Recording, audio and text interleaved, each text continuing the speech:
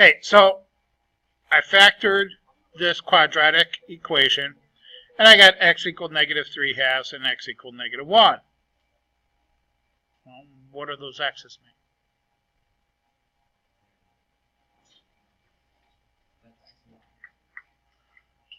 Well, I'll tell you what. Let's go ahead and put this back in the product form, okay? So I have 2x times x is 2x squared. Let's see, the outer 2x times 1 is 2x. The inner 3 times x is 3x. Add positive 3x and 2x, I get 5x. Then multiply the last, gives me 3 equals 0. Okay, so that's my product form, and this is my factored form. What does this look like on a graph? Yeah, it's a parabola or a ute. The two utes.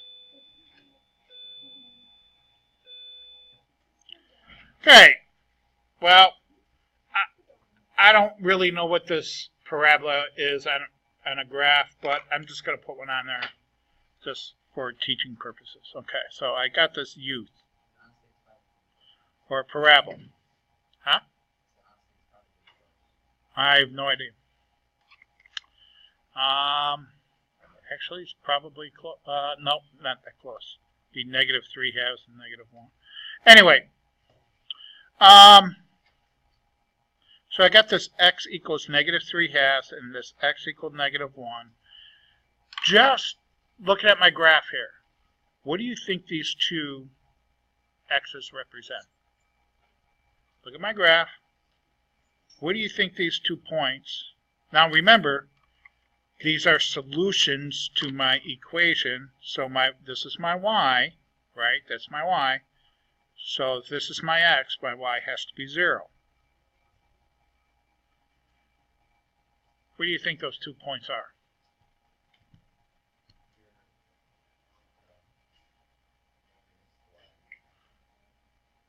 The x-axis. Okay? Yeah, these are the unusual points. That point, and that point. Those are the anomalies here. All the other points are on the graph, but they don't really, they're not different. These points are different because they're hitting an axis, right? So these are my x. These are these points. Negative 3/2, 0, and there should be a negative 1, 0. Okay? We call these points the solutions,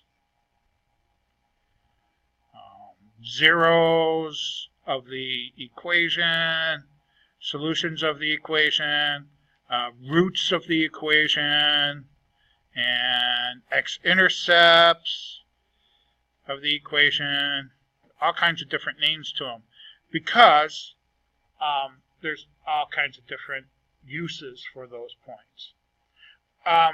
Just out of curiosity, what's this point? Vertex. In this case, my vertex happens to be a minimum, right? Good. All right, so what we're doing here with this quadratic equation is we're finding these 2 points. Okay? Who did their homework yesterday? Who did the worksheet in class yesterday? Did you do the worksheet in class yesterday? There were a couple problems where it was, when you were doing from product to factored form, a couple of them were unfactorable, right? Drove you nuts, didn't it? Because you spent all this time on it, and it ended up being unfactorable. Well, guess what the quadratic formula does? The same thing. After you go through it and run through it, you don't have to guess whether it's factorable or not. It tells you it is. Okay? So you don't have to sit there and, like, did I do something wrong? This will tell you. Okay? This works for every single quadratic equation in the world. Now, in Algebra 1, it only takes you so far. It only takes you to real solutions. In Algebra 2, it'll take you to complex solutions, okay, which then makes it work on every single quadratic. In Algebra 1, it only works on those quadratic equations that have real solutions, because we don't get to that point yet. All right. When I taught this, I used to teach it only in the chart. And over the years, I found that this chart confuses the students even more. It's not easy to use, but as long as you keep things organized. And the whole idea with this chart was to keep it organized. But I found that it just confused my students. So, let's start with number 6. I'll show you just how to do it, and then I'll go back and show you how to use the chart. And if you want to put it in chart form, we can do that. But I think it's just easier doing it from scratch. Okay? Now, first thing, it must always be set equal to 0. Your quadratic equation has to be set equal to 0. So notice, like in number 8, it's set equal to 3. The first thing you would have to do is subtract 3 from both sides. Okay? The second thing you're going to do, once it's equal to 0, label, state what your A, B, and C are. A is what? 3. What's my B? Careful. Negative 10, right? And what's my C? 3. Now, all we're going to do is substitute in those values into my quadratic formula. So I have x equals negative b. So I have negative, and my b is negative 10, plus or minus the square root. So plus or minus the square root of b squared, negative 10 squared minus 4 times a, which is 3, times c, which is 3, all over 2 times a, which is 3.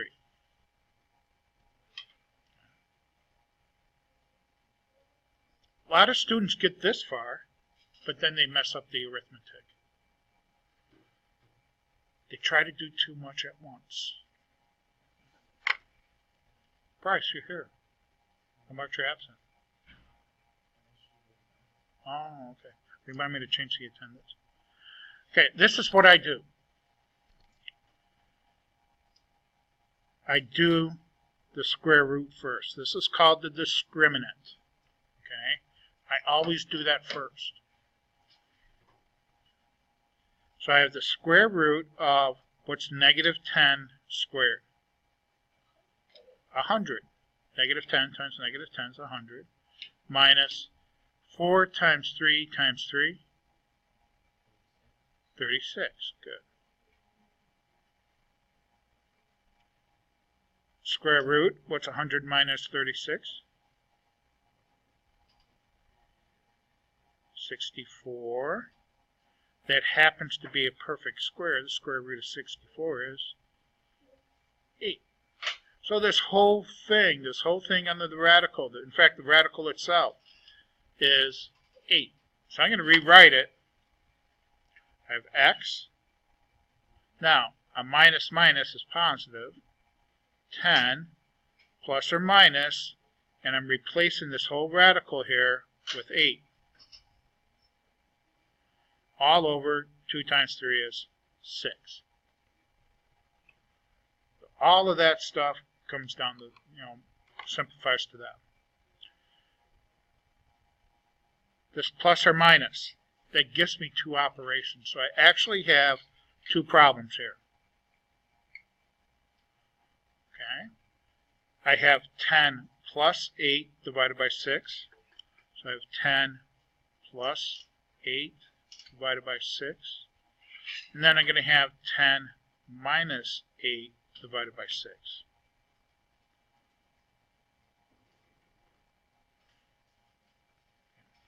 10 plus 8 is 18 divided by 6, which is 3. Here I have 10 minus 8 is 2 divided by 6. This reduces to 1/3. Here's my answers. X equals 1/3, comma 3.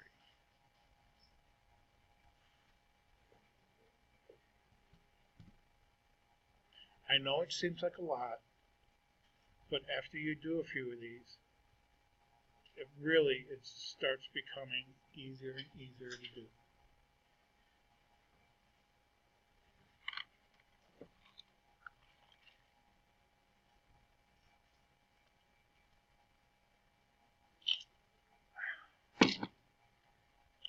All right, let's do number 8.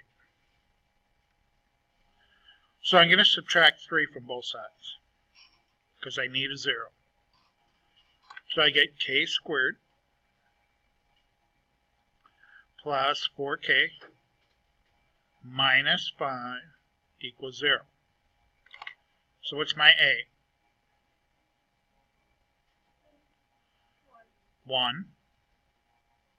What's my b? 4. And my c?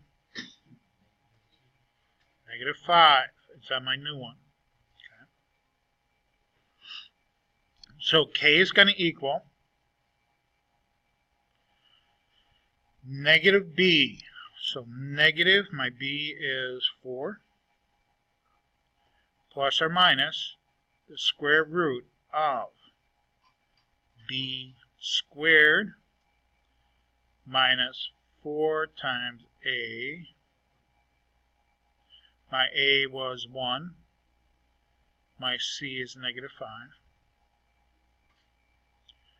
All over 2 times a, which is 1. Okay. Going to do my discriminant.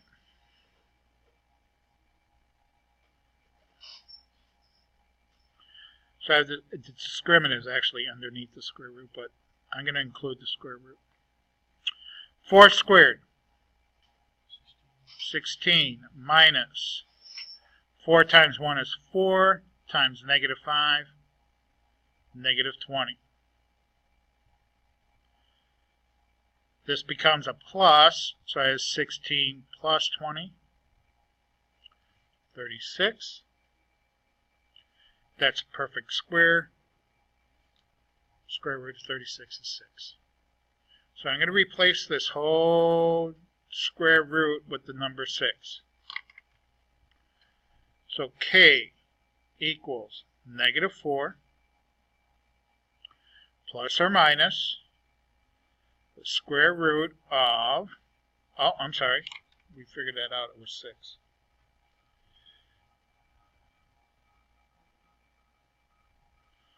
Plus or minus 6 all over 2.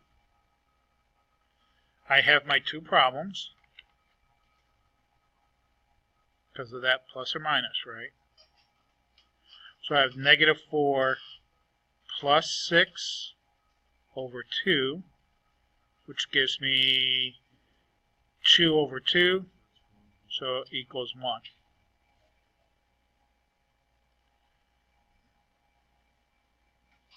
My other problem, -4 minus 6 divided by 2 equals -10 divided by 2, which is -5.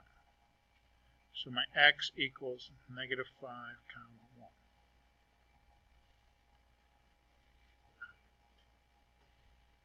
See, that was our second problem, and already it didn't seem that bad.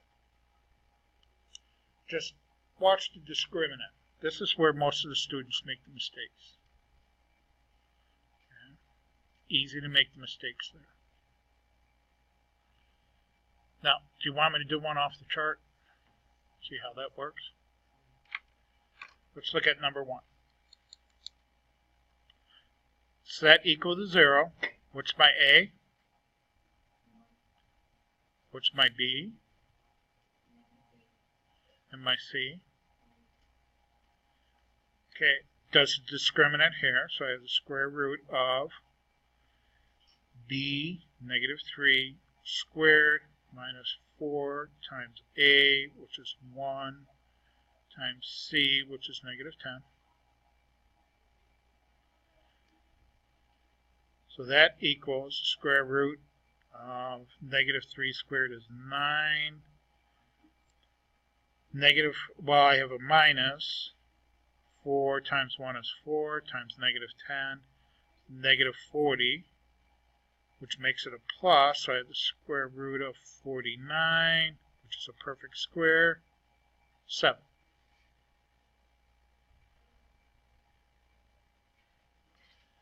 Then it's going to take my discriminant here and add plus or minus the b, the negative b. So negative b, negative 3, plus or minus, and the discriminant here we found to be 7.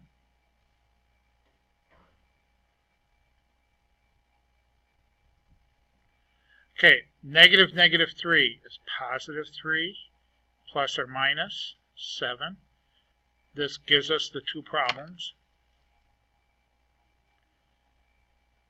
So 3 plus 7 is 10. 3 minus 7 is negative 4. And we're going to take each one of those and divide it by 2 times A, which is just 2. And then I have negative 4 divided by 2. So here I get 5 and negative 2. So x equals negative 2, comma 5.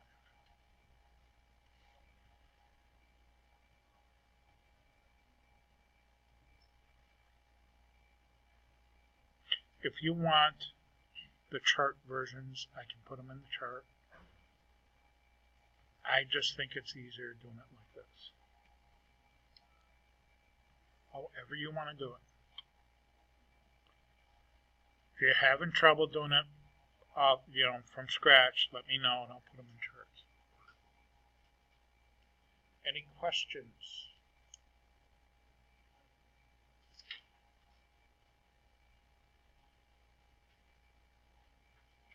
Are we good?